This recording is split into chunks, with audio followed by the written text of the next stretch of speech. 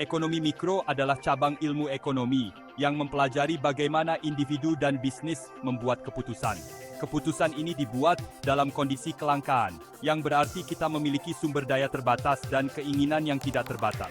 Ekonomi mikro membantu kita memahami bagaimana harga ditentukan, mengamati perilaku konsumen dan produsen, serta menjelajahi bagaimana mereka berinteraksi di pasar.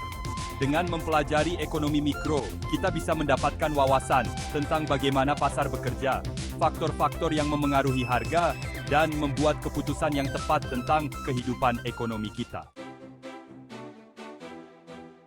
Penawaran dan permintaan adalah konsep dasar yang menjelaskan bagaimana harga ditentukan dalam ekonomi pasar. Konsep ini sangat penting karena mempengaruhi hampir setiap aspek kehidupan ekonomi kita sehari-hari. Permintaan mengacu pada jumlah barang atau jasa yang bersedia dibeli konsumen pada tingkat harga tertentu. Ketika harga turun, biasanya permintaan meningkat karena lebih banyak orang mampu membeli barang tersebut. Penawaran mengacu pada jumlah barang atau jasa yang bersedia dijual produsen pada tingkat harga tertentu. Jika harga naik, produsen cenderung meningkatkan produksi untuk memaksimalkan keuntungan. Interaksi antara penawaran dan permintaan menentukan keseimbangan pasar. Keseimbangan ini adalah titik di mana jumlah barang yang ditawarkan sama dengan jumlah barang yang diminta. Sebagai contoh, mari kita perhatikan pasar kopi. Kopi adalah salah satu komoditas yang sangat dipengaruhi oleh penawaran dan permintaan. Jika harga biji kopi naik, penawaran kopi akan turun karena biaya produksinya menjadi lebih mahal. Produsen mungkin tidak mampu memproduksi sebanyak sebelumnya. Namun, permintaan kopi mungkin tetap relatif konstan karena konsumen mungkin bersedia membayar harga yang sedikit lebih tinggi untuk secangkir kopi mereka setiap hari. Ini menunjukkan bagaimana penawaran dan permintaan bekerja bersama untuk menentukan harga di pasar. Elastisitas mengukur seberapa besar jumlah barang yang diminta berubah ketika harganya berubah. Konsep ini sangat penting dalam ekonomi karena membantu kita memahami bagaimana konsumen bereaksi terhadap perubahan harga. Jika permintaan elastis, perubahan harga yang kecil akan menyebabkan perubahan besar pada jumlah barang yang diminta. Misalnya, diskon kecil pada produk populer dapat menyebabkan lonjakan besar dalam penjualan. Jika permintaan inelastis, perubahan harga hanya berdampak kecil pada jumlah barang yang diminta. Produk-produk ini biasanya adalah kebutuhan dasar yang konsumen tetap beli, meskipun harganya naik. Misalnya, perhatikan permintaan bensin. Permintaan bensin relatif inelastis, karena orang membutuhkan bensin untuk bahan bakar mobil mereka, dan bersedia membayar harga yang lebih tinggi, meskipun harganya naik signifikan. Ini karena bensin adalah kebutuhan yang tidak bisa dihindari. Di sisi lain, permintaan mobil mewah relatif elastis. Barang-barang mewah seringkali tidak dianggap sebagai kebutuhan mendesak. Jika harga mobil mewah naik, orang mungkin memilih untuk membeli lebih sedikit mobil mewah dan memilih alternatif yang lebih terjangkau. Konsumen cenderung mencari opsi yang lebih hemat biaya ketika harga barang-barang mewah meningkat. Penawaran dipengaruhi oleh beberapa faktor, termasuk biaya produksi, teknologi, dan peraturan pemerintah. Ketika biaya produksi naik, penawaran cenderung turun. Ketika teknologi meningkat, produksi menjadi lebih efisien, yang dapat meningkatkan penawaran. Peraturan pemerintah juga dapat memengaruhi penawaran.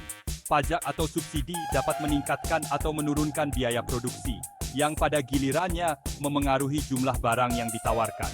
Misalnya, jika pemerintah mengenakan pajak pada produksi rokok, penawaran rokok kemungkinan akan turun karena pajak tersebut meningkatkan biaya produksi bagi produsen rokok. Bagian 5, interaksi penawaran dan permintaan, menemukan keseimbangan. Dalam bab ini, kita akan mengeksplorasi bagaimana penawaran dan permintaan berinteraksi untuk menemukan titik keseimbangan di pasar. Keseimbangan pasar adalah titik di mana jumlah barang yang diminta sama dengan jumlah barang yang ditawarkan.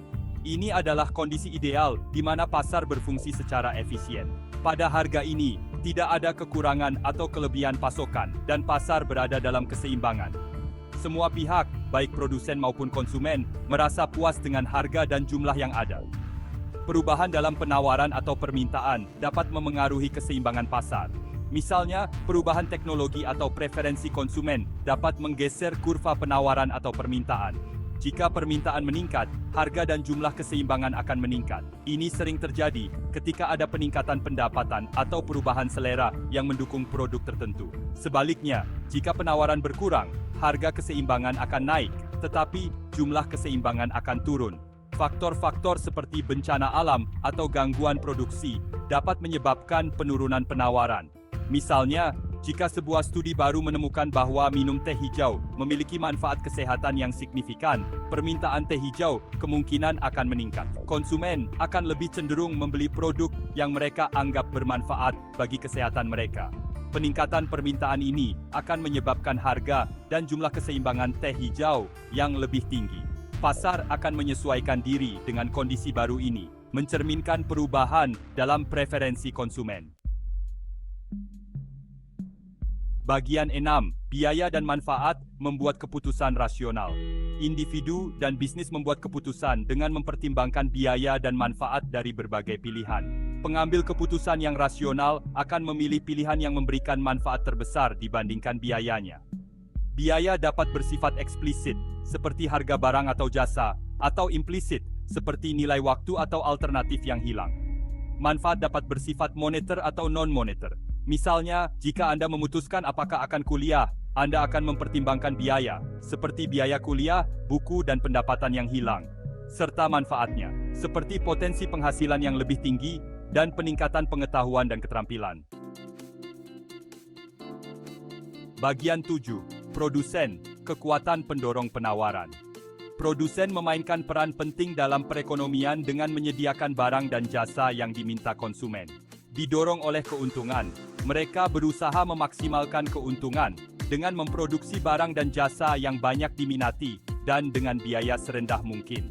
Persaingan antar produsen menguntungkan konsumen dengan menghasilkan harga yang lebih rendah, barang dan jasa berkualitas lebih tinggi, dan inovasi yang lebih besar. Misalnya, industri teknologi sangat kompetitif yang telah menyebabkan inovasi yang cepat dan penurunan harga untuk smartphone, komputer, dan perangkat elektronik lainnya. Bagian 8. Konsumen, kekuatan pilihan. Konsumen juga memainkan peran penting dalam perekonomian dengan mendorong permintaan barang dan jasa. Konsumen membuat pilihan berdasarkan preferensi, keterbatasan anggaran, dan harga barang dan jasa. Permintaan konsumen memengaruhi apa yang diproduksi produsen dan berapa banyak yang mereka produksi. Ketika permintaan konsumen untuk suatu produk tinggi, produsen memiliki insentif untuk meningkatkan produksi.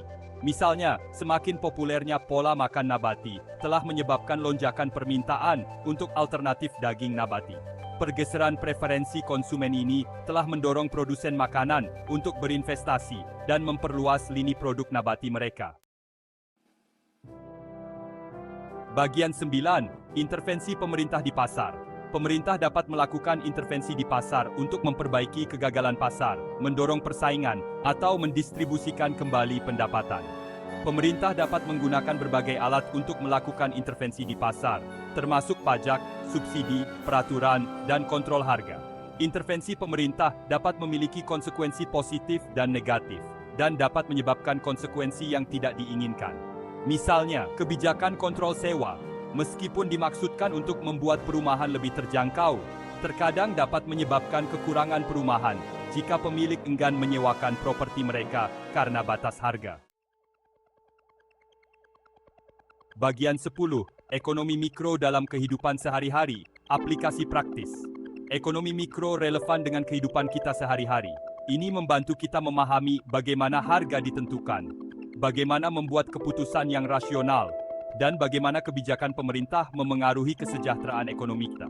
Kita menggunakan prinsip-prinsip ekonomi mikro ketika kita berbelanja bahan makanan, memilih karier, atau memutuskan bagaimana menginvestasikan tabungan kita.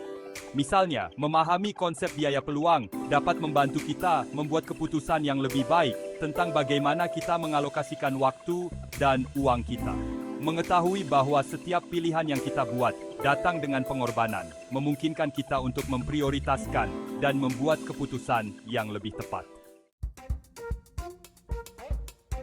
Bagian 11. Kesimpulan, pentingnya prinsip-prinsip ekonomi mikro.